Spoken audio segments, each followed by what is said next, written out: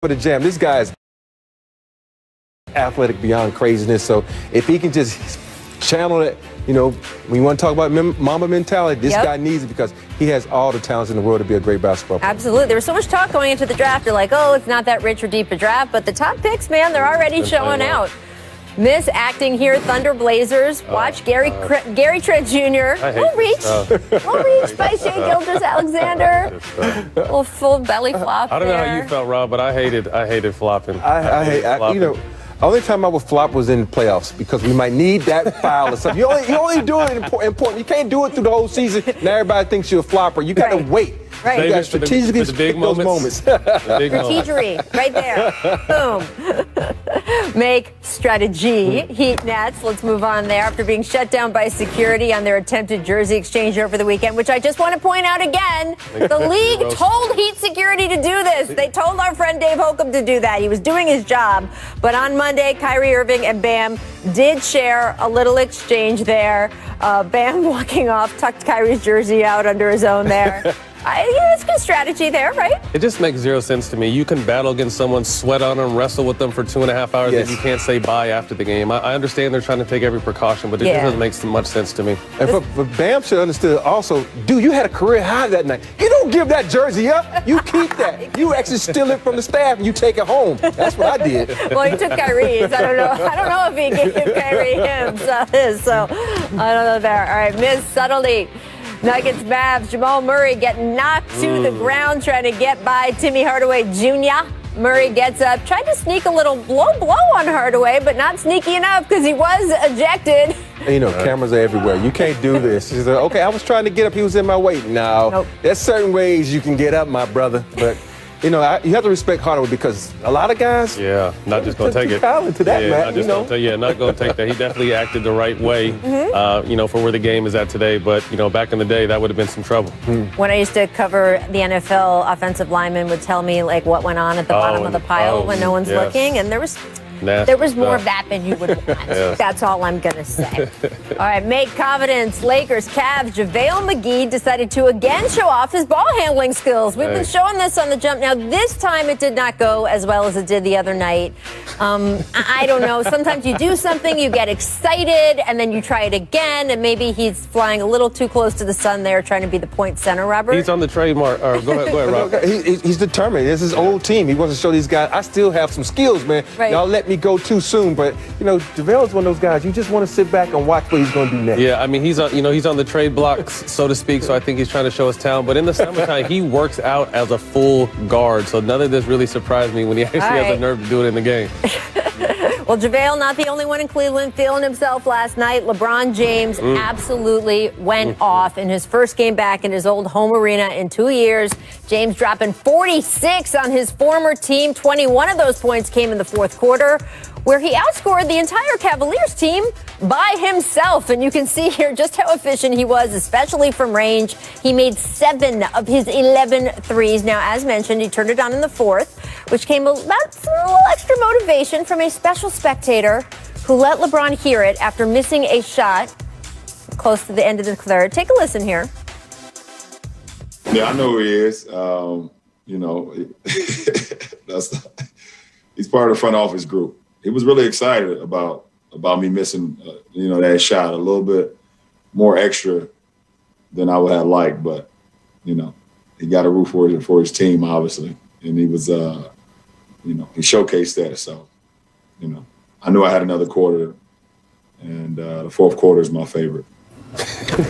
Matt, come on. Someone who works for the Cavs should know better, right? I mean, there's always that one person when a joke is told that kind of laughs a little bit too hard. You know what I mean? And I kind of feel like even if they didn't do nothing, you're going to be the reason why. He was definitely the reason why. LeBron went for 21 in the fourth quarter and outscored the whole Cavs team. So, you know, he looked for anything similar to what Kobe did. Look for anything for motivation, and he definitely found it. The real part about it, look at the head snap. It was a quick head snap. Like, oh, no, you did like just he knew and the then he laugh. looked back Like at him he knew again. who laughed. Exactly. Like I heard that laugh before. I got you. You want to wake me up? I got something for you right here. And he went off, you know, true LeBron style in his building, the building LeBron built. There you go. That's all I got to say. And look, our Dave McMenamin reporting. You're not going to sneak much past Dave Dave found out it was Jason Hillman in the Cavs front Good job, office Jason.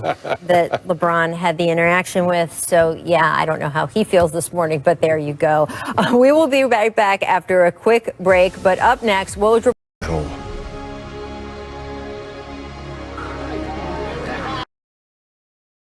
So if I could be remembered as a person that was born with a lot of talent, but did everything he could to try to overachieve, and lived every day as if he was the 12th guy on the bench, I think that's a very powerful message to have, and something that hopefully the players that are now and players that'll come later choose to embody as well.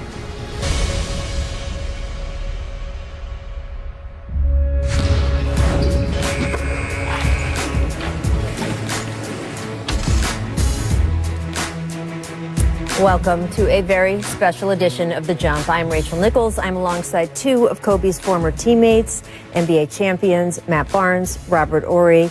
Today we are celebrating the legacy of Kobe Bryant, who of course 1 year ago today died tragically along with his daughter Gianna and 7 others.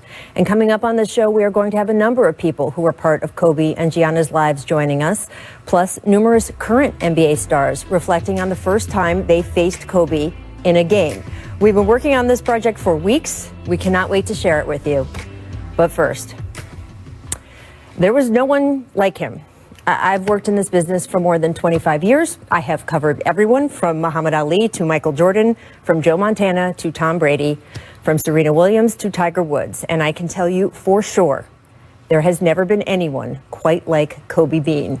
He could burn with intensity 1 minute and make mischief the next. He was wildly creative, but at the same time, maddeningly precise. He was not perfect. He had flaws. He did things that he would come to deeply regret, but he also understood that what you did next, how you move forward, that mattered deeply. And he made the absolute most of every minute, every day, every year that he was with us. I actually saw him not that long before he died, and I remember so clearly that day how we were joking about having crossed the threshold of having known each other for more than half our lives, and what that meant about how old we had both gotten. Of course, now, all I can think about is how young he was when he was taken from us, how young that sweet, funny, smart, talented girl was, and what a tragedy it is for the family that was left behind. And to that end, we want to make clear that over these next 2 hours, we are keeping front and center the words of Vanessa Bryant, who recently posted on Instagram that she knew today would be full of remembrances of her late husband. She wrote, quote, "I want to thank everyone that has handled their media coverage respectfully. To everyone else, please reconsider your news story and look at your footage through the eyes of their children, spouse, parents, siblings, and family. Celebrate their lives, not the day they lost them."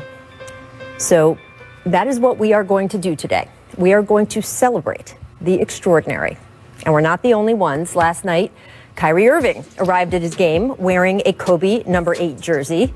And he told the cameraman, "You know who I'm rocking tonight." Robert, Matt, I know this day has been on the calendar. You knew it was coming. But Robert, why don't we start with you? What do you remember about your friend today? What's it bringing up for you? For me, I got to know Kobe when he was a rookie. And I got traded to the Lakers, and it was all this hype around this high school kid. And I'm like, okay, hadn't seen him play yet. So I get into practice, and it's a shoot-around. And he's going 1,000 miles an hour. And I'm looking at him like, dude, slow down. He's like, I got to get better. I got to get better. And that was just his whole mentality. He wanted to get better each and every day. And I'm looking at him like, dude, it's shoot-around. Nobody's going 100 miles per hour. But the thing about him is you just knew he was destined to be great because he had that energy and that work ethic like no other. And for me to have that moment to see what he could become and to have a lot of conversations with this guy and share some of my knowledge with him. And I remember when we finally had that first one-on-one, the first thing out of his mouth was, "Tell me about Dream's footwork." I'm like, "I'm doing all right. Thanks for asking," but it was just that. He wanted to get better. Nice to see you too, Kobe. He wanted to learn from the guy that had the best footwork in the game, and that's just who he was. His whole mentor was to get better and to try to be the best at that game. And all I could do was sit back and just respect him and just watch him and, believe it or not, learn from him. Because even though you're a vet, coming off 2 championships, you watching this guy put in his work each and every day, and you learning from like, oh, I can't let this young fella outwork me. So you just wanted to go on and move on. Yeah. I mean, mine is kind of post-career. Obviously, you know, our battles that have been well documented, but just the person outside of basketball, Kobe, the man, the father, the businessman, and how, although basketball was over, he still attacked everything with that same passion, desire, and focus. The way he fathered, how adamant he was.